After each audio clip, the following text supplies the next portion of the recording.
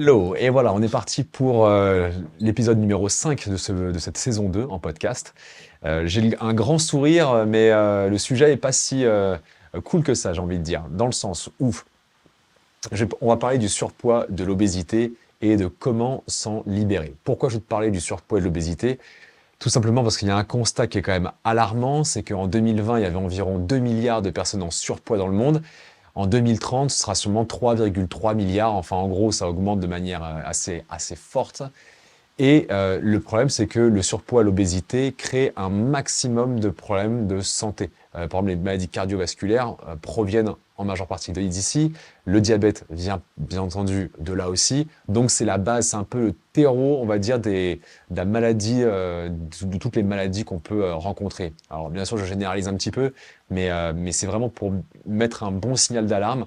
Et en tant que coach là-dedans et dans le bien-être, ça me tient vraiment à cœur de faire ce podcast. Voilà, donc les bases sont posées. Et tu vois, là ici on est dans une serre, il pleut dehors, j'ai l'impression d'être dans mon petit cocon, c'est cool. C'est pas pour faire le mec nature, zen, tout ça, mais je sais pas, j'aimais bien le concept et même au niveau du son, c'est sympa. Voilà. Fin de la parenthèse. Donc, par rapport à ce podcast, comment sortir du surpoids, de l'obésité, des prises de poids, d'accord, ou des effets yo-yo? Et le but de ce podcast, eh bien, c'est que si toi, tu es en obésité, en surpoids, ou même que tu connais quelqu'un dans ta famille, c'est sûr à 1000% que quelqu'un autour de toi est en surpoids. Par expérience, tu feras gaffe, compte un petit peu dans tes amis, dans ta famille, ce qui se passe et tu verras qu'il y a toujours des personnes qui sont en surpoids. Eh bien, ce podcast, en fait, il a pour but de donner des solutions qui sont concrètes, mais surtout de comprendre. Pour moi, quand une personne comprend quelque chose, eh bien, c'est beaucoup plus simple par la suite de mettre en place des choses dans la durée, parce qu'on le sait tous, la durée, la longévité, c'est ce qui permet d'ancrer de bonnes habitudes et surtout, c'est ce qui donne des résultats. Le truc on fait un truc sur 2-3 semaines ou même un mois ou 2 mois, ouah, ça peut marcher sur 2-3 trucs, mais franchement, on sait très bien qu'il y a un moment donné, ça va lâcher. Et ce fameux effet yo-yo qui revient, bah, c'est souvent dû à ça, c'est-à-dire un régime tout pourri, hyper drastique, et puis derrière, bah, reprise du poids, et se dire, ça a servi à rien. Donc voilà, tu vois, l'objectif, il est là, c'est vraiment de sensibiliser un maximum, parce que moi, je me perçois au travers de mes coachings, que des gens, des fois, me disent des choses et ils sont complètement à côté de la plaque. Et je ne leur en veux pas le moins du monde. S'ils font appel à moi, c'est bien pour une raison. Mais c'est plus que je me dis qu'aujourd'hui, dans une ère où l'information tourne énormément, on a encore j'ai envie de dire, des aberrations qui sont présentes.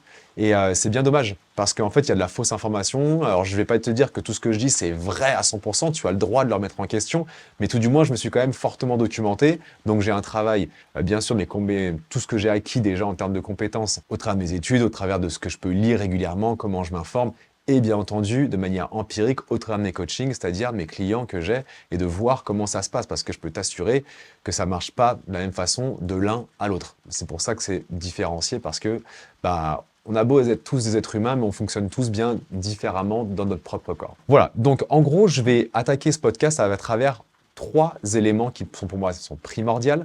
On va avoir l'alimentation, l'activité physique et tout ce qui va être système hormonal, système nerveux, d'accord? Comment jouer dessus? Tu as vu, j'ai mis un ordre, j'ai dû mettre un ordre, et j'ai mis l'alimentation pardon en premier parce que par expérience, quand on commence à arriver avec quelqu'un en disant écoute, tu es en surpoids ou tu es en obésité, on va commencer d'abord à travailler sur peut-être ton stress et ton système nerveux. Personne va dire ouais, enfin non, moi d'abord, qu'est-ce que je mange? Comment il faut que je bouge? Et c'est normal parce que dans l'inconscient collectif, j'ai envie de dire que, eh bien, quand on va perdre si tu vois quelqu'un qui est en surpoids, les premiers conseils que tu vas lui donner, ça va être alimentation et sport, entre guillemets, d'accord? Et donc la personne s'attend à recevoir ce genre de conseils. Donc, pour rentrer dans cette logique, je rentre dans le prisme de la personne pour rentrer dans son mode de communication, tu vois? Et je vais amener par la suite, donc en dernier lieu, tout ce qui va être système nerveux et hormonal, en sachant que celui-là est extrêmement important, donc reste bien jusqu'au bout de la vidéo ou du podcast pour bien avoir cet élément-là, parce que de toute manière, il faut bien comprendre que ces 3 éléments, d'accord, que je rappelle, l'alimentation, l'activité physique et ce système nerveux, sont intimement liés, sont interdépendants et jouent l'un avec l'autre de manière perpétuelle, d'accord? Il n'y en a pas un qu'il faut développer plus que l'autre, ils sont tous à développer. Donc déjà, quand tu comprends ça, c'est une grande part de gagner. Commençons tout de suite par l'alimentation. On va déjà dégrossir un truc. Dans l'alimentation, tu as 3 macronutriments principaux à connaître. Les protéines, les lipides et les glucides. Qu'est-ce qu'il faut savoir là-dedans? C'est que tes protéines et tes lipides, eh bien, il y a des nutriments là-dedans que ton corps ne peut pas créer sans l'apporter par l'alimentation. Voilà. Dans les protéines, il y a 8 acides aminés qui sont essentiels. Si tu ne manges pas, tu ne peux pas les créer. Dans les lipides, tu as les acides gras polyinsaturés, par exemple les oméga 3, oméga 6. De la même façon, l'oméga 9 aussi, si tu ne les consommes pas, tu ne peux pas les produire. Si tu ne les produis pas, à terme, tu es voué à décéder, à mourir. D'accord? Donc voilà, l'alimentation déjà de base, c'est extrêmement important. Tu as bien vu, je ne t'ai pas parlé des glucides tout de suite. Pourquoi? Parce que les glucides, eh bien en fait, on s'aperçoit qu'on peut les créer par différents processus auxquels le corps il va se dire, vu que c'est l'élément principal, le moteur principal de notre corps, il doit trouver des solutions pour en créer. Donc bien sûr, l'alimentation va l'amener naturellement, mais si des fois tu manquais de ça, le corps a des capacités, soit d'en produire, soit de passer par d'autres voies métaboliques pour justement continuer à vivre, voire survivre. Donc premier constat, c'est que les glucides ne sont pas à supprimer, loin de là, d'accord? Qu'on ne me fasse pas dire ce que j'ai pas dit, mais tout du moins, il va falloir cibler ce macronutriment, tout comme les deux autres. J'y viens. Les glucides, ok, par expérience, dans ce que je vois, c'est ce qui est en général en majeure partie dans tous les plats et souvent mis en excès. Quand je parle des glucides simples, des glucides complexes, c'est-à-dire qu'on va avoir les pâtes, le pain, le riz, les pommes de terre, les patates douces, mais aussi tout ce qui va être beaucoup plus raffiné, ou même ne serait-ce que des fruits, par exemple, qui sont des sucres, on va dire, plus simples, parce que ça contient du fructose. Et tu peux faire aussi rentrer dans la catégorie des glucides tout ce qui va être les sodas, les boissons sucrées, enfin tout ce qui contient du sucre, voilà, c'est des glucides. Qu'est-ce qui est important de retenir avec les glucides? C'est leur impact glycémique, le fameux IG, tu sais, index glycémique. Pour faire simple, l'index glycémique, ça nous renseigne sur la capacité d'un aliment à libérer plus ou moins beaucoup d'insuline par le pancréas. Cette insuline, tu sais, c'est une hormone qui est libérée, comme je viens de le dire, par le pancréas pour en fait venir capter ce sucre et l'envoyer dans différentes parties du corps.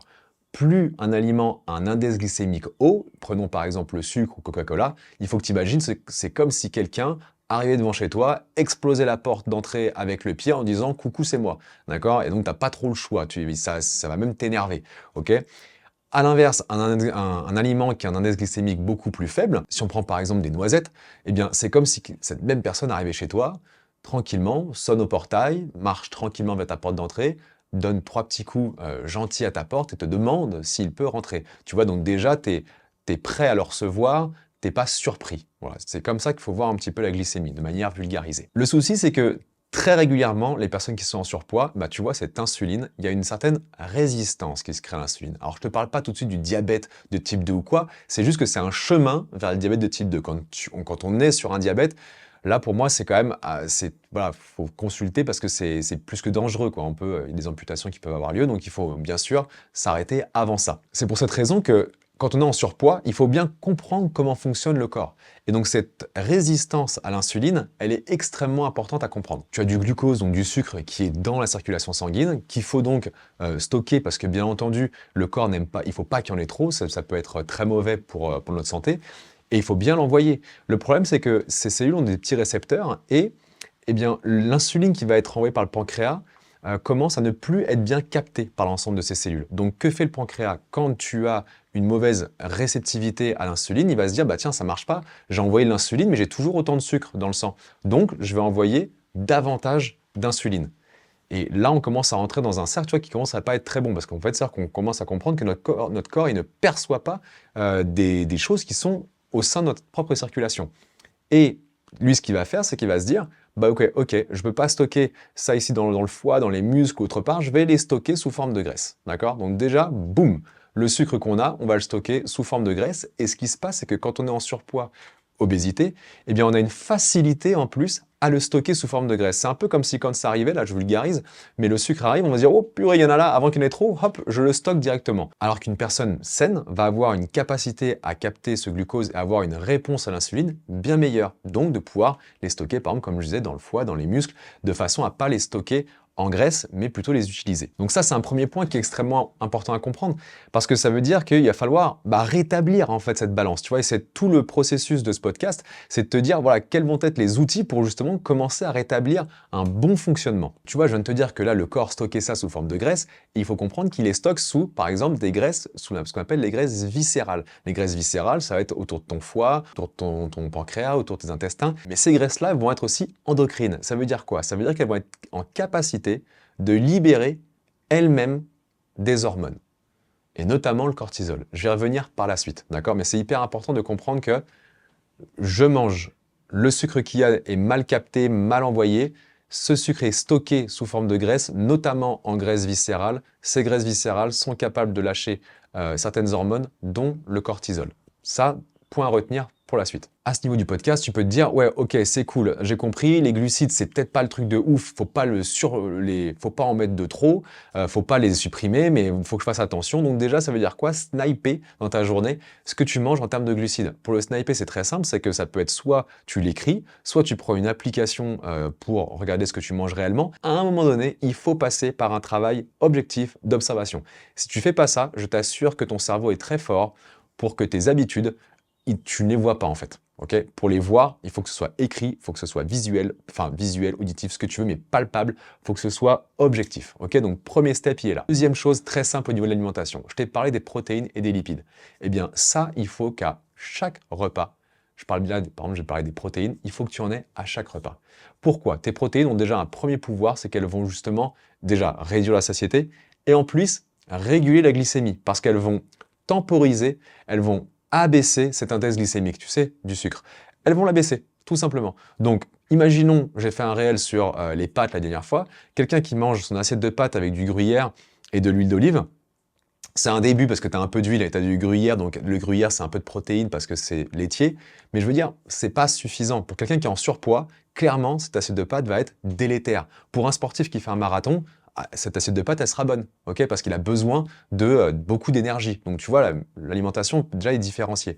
Mais donc, ce que tu peux faire, c'est déjà choisir des protéines. Quand je parle d'assiette de pâtes, ou même dans n'importe quel autre repas, tu dois avoir une source de protéines. Et vraiment, j'insiste, je dis rarement tu dois, mais là, je vais le dire. C'est-à-dire que tu dois aller taper dans soit les œufs, les viandes, les poissons, ok, et les produits laitiers, tout ce qui est produit animal. Soit tu vas chercher dans les protéines végétales, il n'y a aucun problème, tu ne manqueras de rien. Et là, tu peux aller taper dans tout ce qui va être légumineuse, ok, donc les lentilles, les haricots, les fèves, les pois. Et tout ce qui va être aussi dérivé du tempeh, par exemple, du soja, pardon, donc tempeh, tofu, miso, il y a le natto aussi maintenant. Donc voilà, tu vas taper dans tout ça. Il y en a d'autres, hein, mais là je te le fais de manière exhaustive. Mais déjà, rien qu'avec ça, hein, si tu tapes dans tout ça et qu'à chaque repas tu en as, déjà, l'index glycémique de ton assiette va diminuer. Et ça, c'est très bon pour toi. Deuxième chose, si tu prends, je t'ai parlé des lipides, eh bien les lipides, c'est pareil. Les graisses vont avoir tendance à diminuer cet index glycémique. Parce que oui, dans les graisses, il n'y a pas de glucides. Donc les graisses ont un IG, un index glycémique plutôt bas. Donc n'hésite pas à utiliser des huiles comme l'huile d'olive, l'huile de colza, l'huile de lin, l'huile de noisette si tu veux. Tu peux prendre du beurre. Le ghee, c'est encore mieux, par exemple, pour certaines cuissons, sans le faire noircir. L'huile de coco aussi qui est très bonne, ok, je sais que c'est des graisses saturées, mais on retient encore une fois que ces huiles-là, eh bien c'est pas en excès. Quand je te parle d'huile d'olive, si tu regardes sur une application, oui c'est calorique, mais on t'a jamais dit de prendre un verre complet d'huile d'olive, d'accord, pour faire cuire un aliment. Non, une cuillère à soupe c'est amplement suffisant. Donc utilisez avec parcimonie, même dans tes plats, dans une assiette, une cuillère à soupe bien répartie d'huile par exemple d'olive et de colza, c'est très bon pour la santé. Si tu commences à en mettre davantage, oui, tu vas faire augmenter tes kilocalories et c'est peut-être moins bon. Okay, le premier point à retenir sur ton alimentation, c'est vraiment de réintégrer à chaque repas des bonnes graisses, des protéines.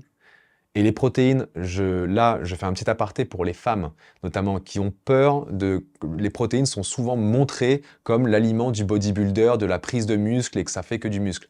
Alors, je rassure tout le monde, les protéines, nous sommes, le corps humain est entièrement fait de protéines. Les cheveux sont des protéines, les ongles sont des protéines, la peau, c'est des protéines. Même les enzymes, ce qui vient découper les protéines, ce qui vient découper les glucides, sont des protéines. C'est un peu comme si, quand je vous regarde, je vois un ensemble de protéines. Voilà. Donc il faut retirer vraiment très clairement l'idée comme quoi, ah si je mange trop de protéines, pardon, je vais ressembler à un bodybuilder. Pas du tout, d'accord? Ça, c'est vraiment, c'est une idée qui est reçue, mais qui est complètement fausse.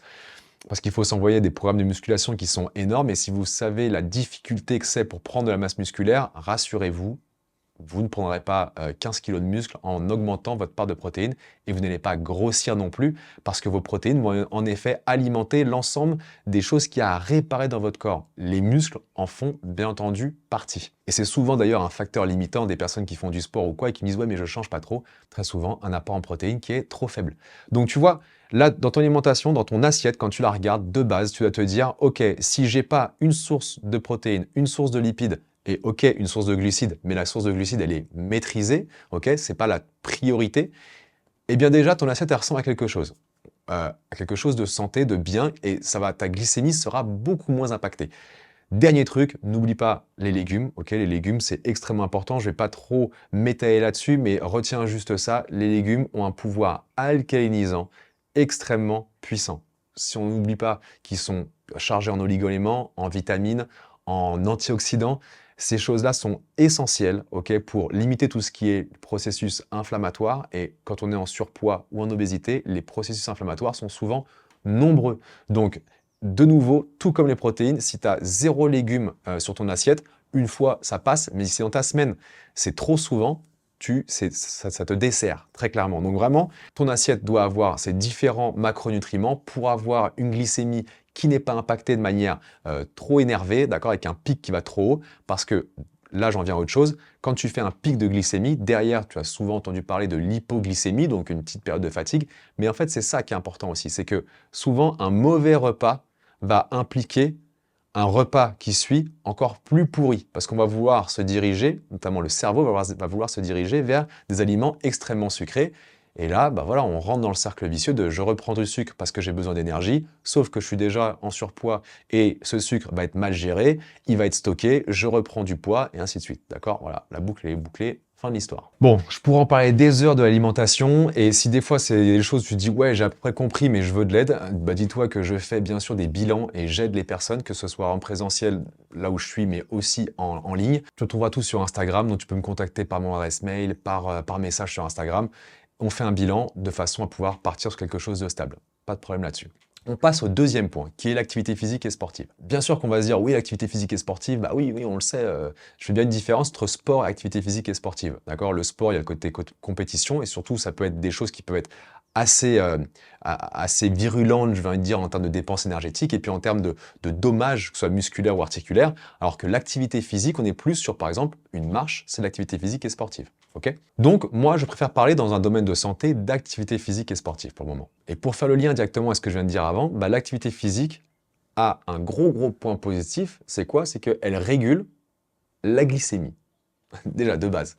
Donc, ça veut dire que pour quelqu'un qui est en surpoids, l'activité physique va permettre, c'est un médicament gratos, d'accord, qui permet de réguler ce qui justement déconne un petit peu chez une personne en surpoids ou en obésité.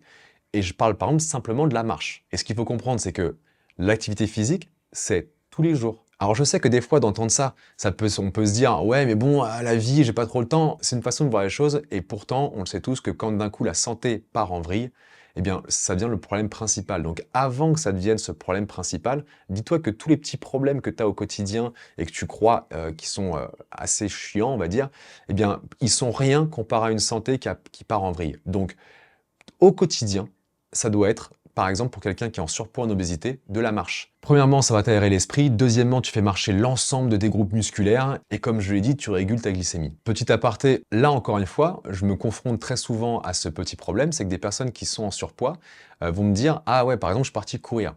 Ok, t'es parti courir combien de temps? 1 heure. Ok, tu battais à combien en termes de pulsation? 160. Ok, t'es rouge à non plus terminer. Mais là, je suis sûr que j'ai consommé beaucoup d'énergie. Alors, je vais pas dire que c'est mauvais, parce qu'en soi, la personne s'est bougé les fesses, donc super. Mais il faut savoir qu'à ce niveau d'intensité, déjà, combien de fois tu vas le tenir dans la semaine? Et surtout, c'est que tu n'es pas en train de taper, en fait, dans les lipides, par exemple, tu tapes plutôt dans les glucides. Alors, pour la régulation de la glycémie, c'est pas mal, mais pour tout ce qui va être taper dans les glucides, les lipides pardon, dans les graisses, c'est moins bon. C'est pour ça que la marche au début, c'est quelque chose qui est extrêmement simple à mettre en place. Tu peux y aller quand tu veux et surtout tu es dans une zone d'intensité où ouais, ça va taper un petit peu dans tes lipides. Tu prépares ton corps en fait à aller vers des activités qui sont un peu plus conséquentes. Mais si tu es en surpoids ou en obésité, rien ne t'empêche de passer sur des exercices au poids de corps ou des exercices en musculation avec des charges, de façon à travailler l'ensemble de tes groupes musculaires. Il faut savoir que le muscle a des réserves. Des réserves de quoi? De glycogène. Quand tu fais un effort, tu vas utiliser ces réserves de glycogène. Le glycogène, c'est quoi? C'est rien d'autre que du glucose, donc du sucre, sous forme stockée. Ça veut dire quoi? Que si tu utilises ces réserves-là, par une marche, par l'activité physique et sportive, par de la musculation, quand tu as utilisé ces réserves-là, quand tu vas manger, il va falloir d'abord recharger ces réserves. Et donc tu recharges les muscles. Si en revanche, tu tapes jamais là-dedans, d'accord, tes muscles ne sont pas assez actifs, eh bien ces recharges, elles sont tout le temps pleines, et donc tu vas les stocker où? Dans les graisses. Donc tu vois, il faut bien faire ce lien entre activité physique et sportive et perte de poids en comprenant ça, en se disant que d'une part, je viens, bien sûr, je crée du mouvement, je bouge, donc déjà la sédentarité, je m'en écarte parce que c'est ça qui est le fléau aujourd'hui. Je régule ma glycémie et je la régule comment? Parce que mes groupes musculaires, eh bien, jouent un rôle tampon, on va dire, où ils vont réussir à capter tous ces sucres environnants et on va aider tout simplement notre corps, notre pancréas notamment, à justement ne pas envoyer des flots d'insuline incessants pour tout simplement virer un peu tout ce sucre en excès. Ajoute aussi à ça que l'activité physique et sportive te permet par une cascade de réactions d'avoir un sommeil bien meilleur, bien réparateur. Et là, je vais pas faire un laïus sur tout ce qui est le sommeil, mais le sommeil, c'est juste une des pierres angulaires d'un corps en bonne santé. Tu dors pas bien, tu peux manger le mieux du monde, faire du sport, tout ça, si ton sommeil est pourri, c'est sûr à 1000% qu'il arrivera des déconvenus derrière. C'est sûr, d'accord? Donc, autant mettre, tu vois, imbriquer les bonnes pierres. Donc, je commence à sniper mon alimentation, je me bouge un peu plus tous les jours, j'ai un sommeil qui est plus récupérateur, qui est bien meilleur, et tu vois, tout va commencer à se réguler progressivement. Il faut être patient, hein. Et ce qui est excellent, et ça je le témoigne parmi mes coachings, les gens que j'ai pu voir évoluer, donc vraiment je te pousse là-dedans, qui au début par exemple courir 5 km c'était waouh, ça va être chaud, et qui aujourd'hui font des footings de 10 bornes quand ils ont décidé avec quelqu'un, tiens une amie, tiens je vais faire un 10 bornes, ou alors juste de se motiver à faire un sport quel qu'il soit, mais en fait d'avoir juste confiance en son corps, d'avoir confiance dans le fait que oui je peux bouger parce que c'est plus un problème. Toi tu peux incrémenter en fait des activités physiques et sportives au cours de ta semaine parce que ton corps récupère mieux, parce que tu as confiance en lui et parce que c'est parti, la machine elle est lancée. Le seul truc c'est qu'il faut une étincelle, il faut démarrer la locomotive comme j'ai envie de dire. Tant que ça démarre pas, ton corps il est encrassé, il a du mal à bouger, et il va te dire ah non, on va plutôt rester à pas trop bouger parce que chaque mouvement c'est compliqué, c'est dur, je me fatigue et puis surtout tous les petits efforts que je fais, j'ai l'impression que ça mène à rien. Ouais, je te donne juste une petite image là-dedans que j'aime bien donner. C'est exactement comme quelqu'un qui connaît pas la transformation de la glace en eau et tu lui mets un glaçon au réfrigérateur et tu mets au congèle et tu fais diminuer la température de 1 degré chaque jour. Donc tu passes de -5 à -4, puis à -3, puis à -2, puis à -1 et la personne qui regarde ça chaque jour, tu sais, jour après jour, elle se dit: «Non, d'accord, c'est cool, en fait, on diminue le truc, mais il se passe rien, quoi», tu vois? Et là, à ce moment-là, si on mettait ça dans le mindset d'une personne, la personne pourrait abandonner, se dire: «Bon, ce que je fais, les petits efforts que je fais chaque jour, ça sert à rien». C'est dommage parce qu'en fait, il faudrait attendre d'être au zéro, puis de passer à 1 degré pour que là, la magie opère et que ce glaçon commence à se transformer en eau. Et pourtant, tu vois, c'est du 1 degré en 1 degré qu'on a évolué. Dans la perte de poids, pardon, c'est pareil. C'est-à-dire que se dire: «Je commence un processus et je vais avoir des résultats en 1 semaine ou 2», c'est peut-être ça peut, hein, je ne dis pas que ça ne peut pas, mais il faut voir plus long terme. Tu es en train de créer un nouveau lifestyle.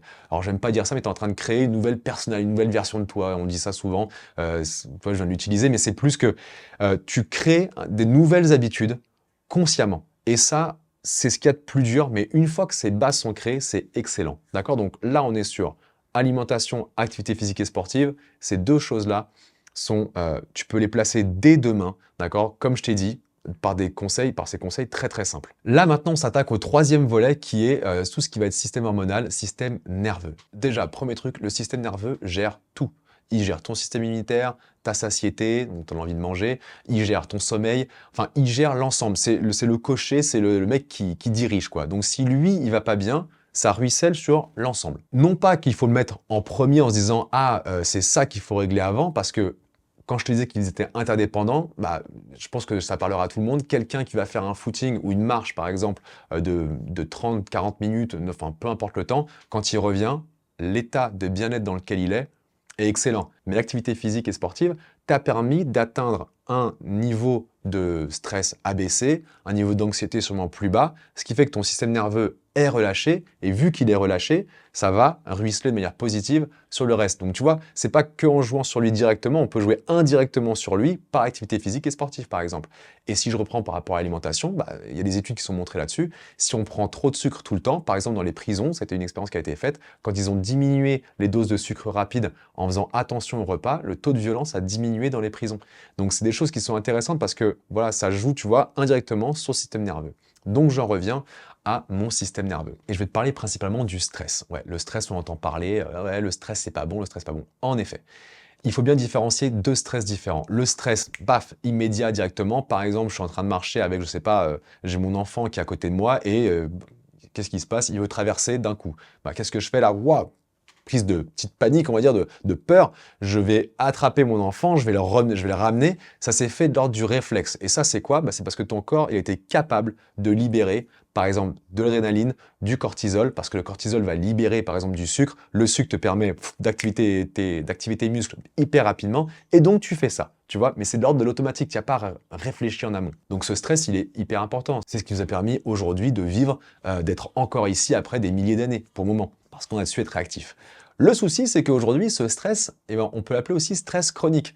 Le stress chronique, c'est quoi? C'est par exemple, je donne un schéma un peu caricatural, la personne qui va en voiture, qui va au taf en voiture ou dans les transports, du monde serré ou dans les bouchons, on arrive au boulot, assis toute la journée, avec un boss ou avec du taf, on finit jamais le truc, on ouvre les emails, il y en a plein, les factures à payer, peut-être les embrouilles avec le conjoint, avec la conjointe, enfin tu vois, tout ça, ça gère des petits stress qui, additionnés mis bout à bout, créent un stress chronique. On n'est pas relâché, on n'est pas serein. Ce stress, si tu te souviens, je t'en ai parlé dans la partie 1, alimentation, eh bien, on libère, comme je l'ai dit, du cortisol. Ce cortisol, tu te souviens, il va libérer donc du sucre. Boum, j'ai de l'insuline qui arrive, on va voir le stocker, je te l'ai déjà expliqué. Le problème, c'est que, problème de récepteur, on est en surpoids, tout ça, vroom, on va le stocker sous forme de graisse au niveau du ventre, des fesses, où tu veux, mais aussi sous forme de graisse viscérale, là autour du foie par exemple, et comme je te l'ai dit, cette graisse, elle est endocrine, c'est-à-dire qu'elle est capable à son tour de créer des hormones. Et elle produit laquelle, comme je t'ai dit? Elle produit du cortisol. Est-ce que tu comprends le truc? Donc en quelques mots, le stress engendre un stockage des graisses, que ce soit visible sur le corps humain, mais invisible au niveau des graisses viscérales, et ces graisses viscérales produisent à leur tour des hormones, comme le cortisol, quand il va être rebalancé dans la circulation, dans le corps, eh bien, il va refaire le même process. C'est-à-dire que j'ai du cortisol, j'ai tout ça, pour l'évacuer, je vais aller choper le sucre et tout ça, je vais encore de nouveau stocker dans les graisses apparentes, et je vais en remettre dans les graisses viscérales. Enfin, c'est un circuit sans fin, tu vois. Donc le stress, il va falloir se dire, ok, je vais m'attaquer à ça, parce que si je suis dans un stress chronique, j'ai beau bien manger, faire un peu de sport et tout ça, si mon système nerveux n'est pas efficace, je vais continuer à stocker malgré mes efforts. Ce qui est extrêmement important à comprendre ici, c'est donc que pour une personne qui est en surpoids ou en obésité, eh bien, la gestion du stress est importante. Et des fois, le stress peut être juste dû à un stress corporel. C'est-à-dire que rien que le fait d'être en surpoids, en obésité, le corps doit déployer beaucoup d'énergie. Rappelle-toi l'insuline qui est libérée continuellement, ça le fatigue, ça le stresse lui aussi. Donc c'est pas spécialement un stress parce que tu te sens cool, il y a un stress interne. Et quand je te parlais d'inflammation, c'est pareil, ça crée des inflammations. Les inflammations sont des micro-points qu'on allume, tac, tac, comme des petites lanternes qui sont allumées à différents endroits, et le corps se dit, ok, il faut que je taffe, il faut que je fasse ça, il faut que je répare tout ça. C'est du stress, ok? Donc, il faut faire redescendre tout ça. Quelles sont les méthodes qu'on a? La cohérence cardiaque, la méditation, chanter des mantras, les bains froids, des séances d'étirement, de relaxation musculaire. Et par rapport à ce que je te disais au tout début de la vidéo, là on en revient sur le point qui est important à mes yeux, c'est que quand une personne est en surpoids, en obésité, tu sais, je t'ai dit que souvent cette personne s'attend à des conseils en alimentation et en sport ou activité physique et sportive, ce qui est vrai. Mais cette partie-là de la respiration ou la méditation, je pense que c'est pas le plus important. J'espère que là, à travers ce que je te dis, tu peux percevoir que si c'est extrêmement important, voire primordial. Et par exemple, je trouve qu'une cohérence cardiaque de 5 minutes, être posé, assis, respirer pendant 5 secondes, inspirer 5 secondes, pardon, expirer 5 secondes et le faire pendant 5 minutes, regarde un petit peu sur les études scientifiques les bénéfices que ça a, c'est énorme. J'ai fait une vidéo sur YouTube, tu peux la trouver, c'est hyper simple. Pouf, tu cliques dessus, il y a des gongs qui te disent à quel moment tu inspires, à quel moment tu expires. Ça, c'est pareil, ça régule la glycémie. Pourquoi? Parce que ça joue sur ton état de stress. En fait, on arrive à jouer sur un nerf qu'on appelle le nerf vague. Le nerf vague, c'est un nerf, c'est le plus long des nerfs, on va dire, qui joue sur deux autres nerfs. Le nerf sympathique, qui fait accélérer le cœur, et le nerf parasympathique, qui fait ralentir le cœur. Le problème, c'est que dans les sociétés actuelles, on est énormément sur le nerf sympathique, l'accélérateur. Sur une bagnole, il faudrait voir que c'est en train d'accélérer. Ok, on ne sait pas trop freiner. Et là, on va faire une expérience tous les deux ensemble, tu vois, on va inspirer et expirer plus longtemps que l'inspiration. T'es prêt? On va inspirer. Et là, expire. On recommence 2 fois. Inspire.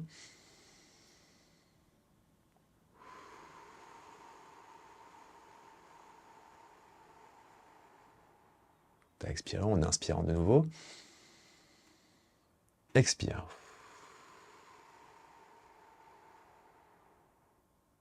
Juste 3 fois. Dis-moi ce que tu ressens à ce moment-là. Enfin, dis-moi, tu peux pas me le dire, mais dis-toi plutôt ce que tu peux ressentir. Est-ce que tu sens ce calme qui s'installe assez rapidement?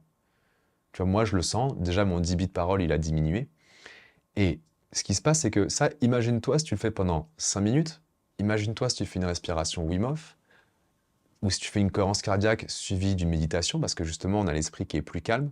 Et en fait, on va réussir à moduler un petit peu notre état vibratoire, d'accord, cérébral, de façon à indiquer à notre cerveau, à l'ensemble de notre corps, que oui, on est calme. On appuie sur la pédale de frein, on appuie sur ce nerf parasympathique, d'accord? On joue sur ce nerf qui est pas palpable, hein. C'est-à-dire que tu peux pas décider, quand tu dors, tu n'es pas en train de dire accélère, ralentis, d'accord? Ça se fait automatiquement. Tu peux pas le faire par la simple pensée, bien que, on verra, il y en a peut-être qui sont capables là-dedans par la pensée, mais bon, c'est des personnes, des méditants très très avancés. Pour le commun des mortels, comme toi et moi, eh bien déjà de savoir que ces outils-là, on joue indirectement sur ces différents systèmes-là, c'est extrêmement important. Donc j'insiste sur le fait que d'utiliser la cohérence cardiaque, la méditation, les chants, les mantras, le mantra Om le plus connu, je t'invite à les essayer parce que ça demande, de nouveau, c'est gratuit, ça ne demande pas beaucoup de temps et ça a des effets bénéfiques qui sont énormes. Par exemple, un cumul qui est génial, ce serait je vais marcher, quand je vais marcher, je me pose, quand j'ai fini ma marche, je me pose, je fais par exemple une cohérence cardiaque, et après, si je veux, je peux chanter mes petits ohms tranquillement, ok, tout seul, à un endroit où je suis bien au calme, et je reviens à la maison. Là, c'est détente assurée. Un moment où ça va pas, et ça, c'est assez marrant à voir, les moments où on est en stress, justement, eh bien, observe-les. C'est-à-dire que regarde ce qui va se passer. Est-ce que tu vas t'énerver? Est-ce que tu vas peut-être manger quelque chose? Qu'est-ce qui se passe à ce moment-là? C'est exactement ce moment-là où en fait il faudrait caler un truc de respiration, ce qu'on vient de faire, les 3 respirations juste où tu expires plus longtemps, pour revenir à un état plus stable et demander au corps d'arrêter d'être dans ce système qui est en train de s'emballer et qui va me faire n'importe quoi. Parce que le risque pour une personne en surpoids ou en obésité, c'est que à ce moment-là, eh bien, si tu cumules l'alimentation qui n'a pas été top, d'accord, sur tes anciennes habitudes, j'entends bien, un sommeil qui n'a pas été top, ta journée qui est stressante, et là, à ce moment-là, tu as un pic de stress de nouveau, et tu as aucun outil, qu'est-ce qui va se passer? Dans la majeure partie des cas, l'alimentation ou la malbouffe peut être une des solutions. Manger quelque chose de sucré qui va apporter un boost, parce qu'un shot de dopamine à ce moment-là, et on va se sentir mieux. Le problème, c'est que là, on vient de faire péter la glycémie, elle va redescendre, et quand elle va redescendre, qu'est-ce qui se passe à ce moment-là? Qu'est-ce que je mange? Tu vois, donc là, on rentre dans un cercle qui devient très très compliqué, un cercle vicieux très compliqué, où il faut en sortir. Et tout ça, mis bout à bout, si on prend maintenant la globalité, c'est-à-dire tout ce qui va être ton alimentation, ton activité physique et sportive, et tout ce qui va être la régulation de ton système nerveux, si tout ça, tu le mets en place de manière très simple, quotidienne, tranquillement, tu vas avoir des résultats. Et ça serait valable en fait pour tout un chacun. Souvent, quand je commence à parler de ça, dans mes coachings, on va me dire « Ouais, mais au niveau du temps, c'est un peu chaud. » Ok. Alors là, moi, je demande souvent, on va regarder combien de temps tu restes sur le téléphone, par exemple, ou devant un écran. On le sait, en moyenne, je suis un peu j'hallucine là-dessus, mais on estime entre 2 et 3 heures le temps passé devant la télévision, par exemple, chez les Français. Si on est capable de passer 2 ou 3 heures devant la téloche, je pense que 5 minutes de cohérence cardiaque, c'est pas très énervé. Là, je te donne un autre petit tips, c'est que cette cohérence cardiaque, elle va, vu qu'elle abaisse ton niveau de stress, quand tu vas manger, tu vas justement avoir une meilleure captation, j'ai envie de dire, de tous les nutriments qui sont en train d'arriver dans ton corps. Donc, pour une personne qui est en surpoids et en obésité, c'est extrêmement bénéfique parce que justement, elle a du mal et cette résistance à l'insuline qui peut avoir lieu. Et donc, l'objectif, c'est d'être moins résistant, d'accord? Que ça se fluidifie tout ça. Donc, tu peux caler tes cohérences cardiaques juste avant tes repas pour pas les oublier. Donc, le matin avant ton petit-déj, le midi avant de manger le midi, le soir avant ton repas du soir. Si tu en fais 3 dans la journée, c'est excellent. Et là, tu joues sur ton système nerveux, ok? Sur un niveau hormonal pour justement revenir à un état stable, pas libérer du cortisol à foison toute la journée, déstresser l'organisme, réduire l'inflammation et arriver sur ton plat en conscience, beaucoup plus en te disant tiens, je vais pas tuer mon assiette et je vais manger cette assiette tranquillement parce qu'en plus, je l'ai équilibré en termes de protéines, de glucides, de lipides. J'ai fait attention à ça. J'ai pas fait un repas rapide juste pour me nourrir, juste pour apporter du bien-être par la nourriture, mais plutôt parce que j'ai pris conscience de mon alimentation. Et à ça, tu ajoutes ton activité physique et sportive dans ta journée. Et là, tu as, on va dire, un combo, un trio gagnant. Là, je m'engage et je dis que c'est pas possible d'avoir 0 résultat si tu fais ça. C'est juste que tu vas réguler ton corps, remettre un rythme circadien dans le bon sens et tu vas en fait te booster ton organisme. Ta vitalité, là, tu vas l'augmenter. Et au fur et à mesure, tu vas voir que c'est comme une locomotive, plus elle sait avancer, plus elle va avancer de mieux en mieux, plus c'est huilé, plus ça avance, plus tu peux te libérer de ton ancienne vie qui pouvait être un petit peu chargée à cause de tout ça, et justement t'ouvrir vers de nouveaux horizons. Pour terminer, j'espère que l'ensemble de ces informations t'ont aidé et que ça va te permettre de passer ce cap-là. Surtout, si tu as des problèmes, n'hésite pas à revenir vers moi. Notamment, j'ai créé un questionnaire où tu peux déjà rentrer pas mal de choses et moi, je te fais un retour gratuit pour une première direction. Mais si tu veux tout de suite te dire, allez, let's go, on démarre, que ce soit un suivi ou au moins une séance bilan, tu peux retrouver ça très facilement dans ma bio sur Instagram, mais tu peux aussi me contacter par mail, par message privé sur Instagram. Je réponds à tout le monde, bien entendu. Et je dirais que de se faire aider, c'est loin d'être une honte, pas du tout. Moi, dans un domaine où je ne suis pas compétent, où j'ai du mal, eh bien, je vais me faire aider et je trouve ça normal. Je te remercie d'avoir écouté jusqu'ici. Je te souhaite une belle journée ou une belle soirée et à la prochaine. Ciao.